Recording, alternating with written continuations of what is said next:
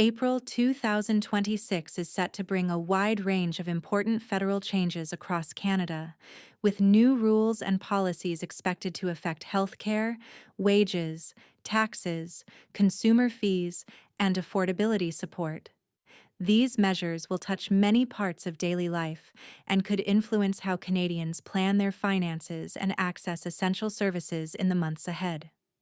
One of the most significant changes is the new Canada Health Act Services policy, taking effect at the start of April. Under this policy, medically necessary services provided by regulated health professionals such as nurse practitioners, pharmacists, and midwives must be covered by provincial and territorial health plans when those services would otherwise be insured if delivered by a physician. This change is meant to reflect how healthcare delivery has evolved in Canada and to reduce out-of-pocket costs for patients who rely on these providers. It is especially important for millions of Canadians who do not have access to a family doctor and often turn to nurse practitioners or other professionals for primary care.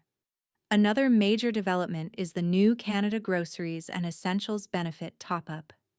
The federal government is providing additional financial relief to low and modest income Canadians through a one-time payment in spring 2026. This top-up is tied to the existing GST credit system, now renamed and expanded. Starting in July, the benefit is also expected to rise on an ongoing basis, giving eligible households more support to deal with higher food and everyday living costs.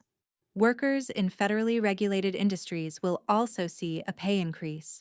The federal minimum wage is set to rise at the start of April, giving about 1 million workers a higher hourly wage.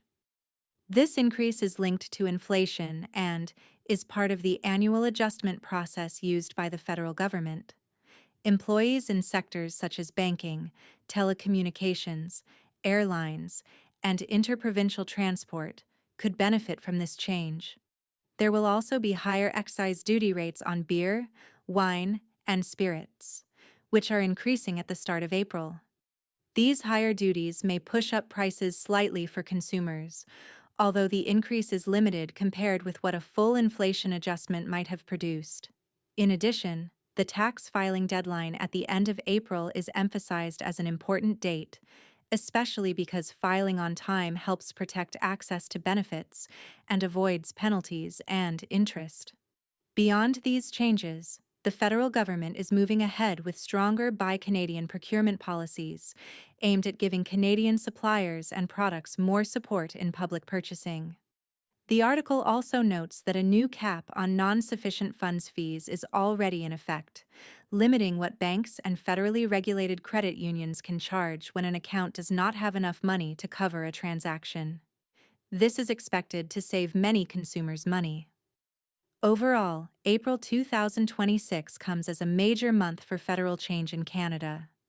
From healthcare and wages to benefit payments, banking protections, and tax deadlines, the new rules are expected to affect millions of people and make it more important than ever for Canadians to stay informed.